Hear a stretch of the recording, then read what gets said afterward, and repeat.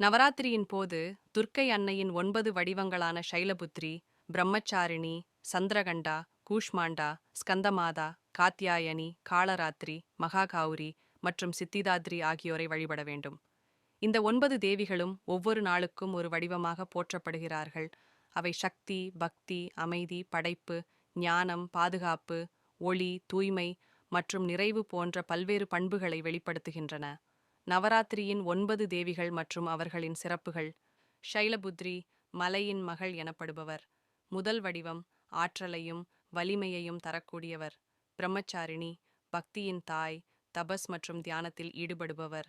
சந்திரகண்டா, அரக்கர்களை அழிப்பவர், அமைதியான போர் வீரர்.